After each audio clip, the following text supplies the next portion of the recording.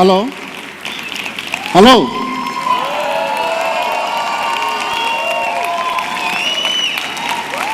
Benasa Tatis. Today, this afternoon, I would really like to tell you some African stories. But I think I need to register to the House that most African stories are told around campfire. That is to allow the story to be told longer than 20 minutes and 10 seconds.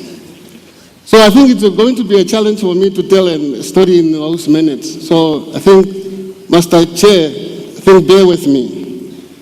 That's why we said in Africa, God gave a white man a watch and gave black man time. Simply, we can talk forever. My story is about the story that I really want to share with you. If you go to Africa today, or what we had this week, most African stories that have been told these days, they talk about famine, HIV and AIDS, war, poverty, or crime. But what I would like to share with you this afternoon, I just want to turn that picture a little bit around. A success story, a good story from Africa. It is about a country, in the southwest corner of Africa. It's called Namibia. Most of you that has been following the story of Angelina Jolie and Brad Pitt will know where Namibia is. These two couples, they really loved Namibia. You know that they went to Namibia to have a baby. So they love Namibia for its beautiful dunes that are taller than the Empire State Building in the United States of America. I'm actually from an area in the northwest part of Namibia called Kunene region. In the center of Kunene is the village where I was born, Sesfontein. Namibia is a beautiful country with dunes, as I said, taller than Empire State buildings. But some time ago, wind and time have changed our landscape into a very strange shapes. And these strange shapes are full of wildlife that has become so adapted to this harsh land. Namibia is a country with 2.1 million people, and it is twice the size of California. We have got a huge wide open space.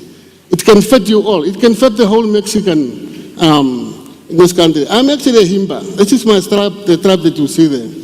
Himba, we live a very normal lifestyles. I grew up myself looking after livestock, goat, sheep, and cattle. I think to have a conference like this, I think take into account that you are inviting Himbas and we eat meat. It's good that we've been provided with meat this few days. And one day my father actually took me into the bush. He said, John, I would really like you to become a good herder, somebody that would look after our livestock. And I would also like you to know the world. And he said, John, if you see a cheetah in the field eating our goat, just walk slowly up to it and smack it at the backside. And it will let go the goats and bugger off. And then he said, if you see a lion, don't run. If you do, it will chase you and kill you. Please be reminded, if you are in Africa, don't run if you see a lion. Stay it in the eye and it may not want to find you. Then he said, if you ever come across a leopard, you better run like hell, boy. Just imagine you are running faster than those goats you are looking after. And I think through this, I actually started developing love for nature. As a local Himba boy, it's very good to know, if you are in the field, what to confront and what to run from. I was born in 1971. I look big, but I think I'm still young. Born in 1971, it was during the colonial regime from South Africa. the white South African, very oppressed Namibian, we were not regarded as responsible enough. They could use wildlife, they could hunt, they could do whatever they wanted to do with wildlife, but whenever our people wanted to prevent or save their livestock from predators, they were called poachers. And at the time, they were locked up and put in jail. Not too long, I think it was during the times when the US and Soviet interests fought for control of our country. And there were war going on in Namibia. The armies, they hunted for our valuable rhino horns and ivories, and they could sell these things anywhere in the foreign market for $5,000 kilos. You know, British rifles was all over the place, and everybody in the country had actually a mean to kill. Rifles was all over. Even our own people, the Himba, they had rifles too. And then that actually contributed to the extinction of wildlife in the area. In 1981, we had a very big drought that almost killed everything that was left. Our livestock was almost finished. I remember a night when a hungry lion went into the house of our neighbor and took a sleeping child out of the bed and killed it. It's a very sad story. Everybody today, we know the exact position where it all happened, and we killed the lion. Although that the lion was just doing the normal work, they was looking for food. To a hungry lion, a human being, it doesn't actually matter. I mean, this is a piece of meat. Toward the end of 1981, we almost had nothing. And my father said, John, what are you going to do? You were useful when you were looking after our goats. I think you better go to school and keep you busy there. The same year I went to school, my father got a job with non-governmental organizations in the country. The people of this NGO, they actually spent many years in the communities. They were trusted by our local leaders, and they actually proposed to our leaders that, what if we give you funding and you look for people that you trust to look after wildlife? Do you have anybody in your community that can really, that is now outside national park, it's now outside protected area. Do you have people that you trust that you can really put in charge? And they said, yes. Our poachers. Poachers? Yeah.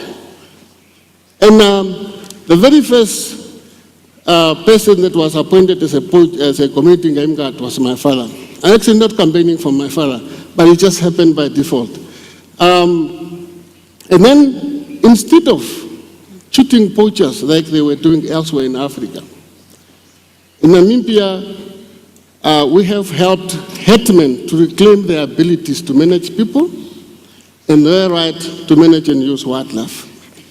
And as people started to see that wildlife is not something that belongs to government, it's actually our resources, they actually started taking ownership, and they started protecting what was around them.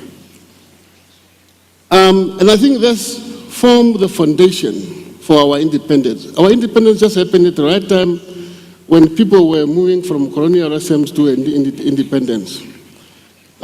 Few things that actually helped us to build this foundation is that we Himba, in every Himba village, there is a sacred fire. I don't know how many of you have been to Africa. Sacred fire is like our church. At this fire, the spirit of our ancestors speak through to our leaders, hetmen, and tell us where to graze, where to get water, where to go if we really want to utilize game. And through this is the way how the Himba communities are regulating the impacts on the environment. Himbas, we are also open to new ideas. We also want to go to the moon, but still we want to maintain our tradition. We also learned how to use sophisticated system like moving animal from one side to another by using tranquilizing darts, which is much easier than speaking through a spirit of a dead person. One person may argue that way. But we actually wanted to learn new things. We were open to new things, new opportunities. But still, we maintain our culture. It's very good to maintain what you have and also take on from other people. The other thing is that we actually wanted to be a communities that are united, that have a dream, that want to live a better life. Because we know that killing poachers, killing people that were using wildlife was not part of the dreams. Most poachers were people from our communities. Once they were caught, they were brought back and treated with respect. The best one was selected to look after resources and actually spread the message that there will be a future. Similar to the past, there will be a lot of wildlife to eat meat. There will be a lot of wildlife for people like from Mexico to come and see. And then through that, they can pay money that will benefit the communities. And I think that's actually helped the community to actually once again have the trust and take wildlife conservation seriously. The other third element that actually helped us was the partnerships. We thought we are not an isolated village hiding somewhere in Africa. We are part of the global communities. We need a lot of people to come and visit our country. We need the support of many people. We need funding. And the World Wildlife Fund has actually put money for 2 decades to fund the projects, actually also to train some of us to be a platform like this to share with other people what we have done in the country. Our government, most importantly, have passed a law that allows communities outside national parks to benefit from natural resources. This is a very good piece of legislation. And I think if you can see that in all cases, partnerships bring unique skills to the tables. Partners are motivated by something larger than individual well-beings. So that's why we were actually so successful in doing what we have done so far. In 1995, 30 years after the initial program started, the entire Northwest, there were only 20 lions. Today, there are over 130 lions in Kunene. In 1982, the black rhino populations, they were nearly extinct. Today, Kunene have the largest free-roaming black rhino concentration outside national park in the world.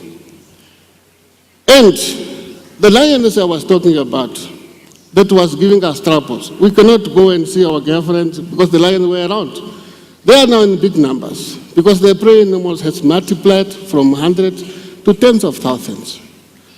And what actually started as a very small community-based project with game guards here and there has grown into something that we call community-based conservancies. Community-based conservancy are self-defined institutions legalized by governments to allow community outside national park to conserve and benefit from wildlife.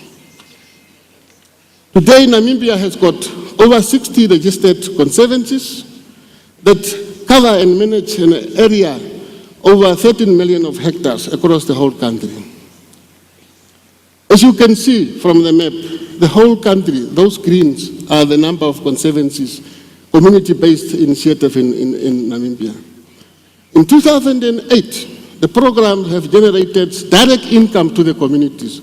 Over 6 million went back to the communities. With this money, community are able to use this money for education, use it for HIV and AIDS awareness, infrastructure developments, and many other things. And to me, I think we have reshaped the value of the entire country. Nowhere else in Africa has community adopted conservation at this scale. And to me, this is the good news that we must start telling about Africa. And the soccer, the world soccer in South Africa as well. Isn't it a good news? Now,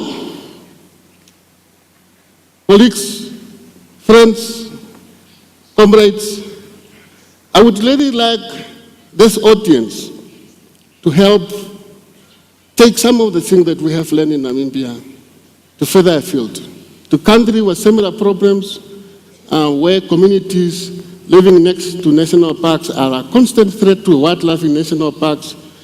We have done a very simple approach, that is to get people involved. People must have sense of ownership of the resources. They must see the value for conservation.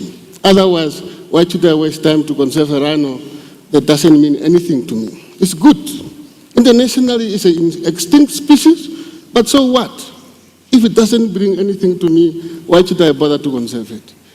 So we know that conservation, wherever it is, it can be in America, it can be in Mexico, where you have got all this sophisticated system to monitor this and that. It will fail if it doesn't work to address the plight of those communities.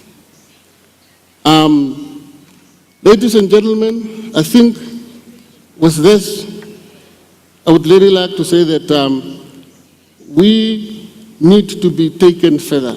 If this platform can actually help me spread the message, and also, at the same time, I would also like to invite you all. Namibia is a beautiful country.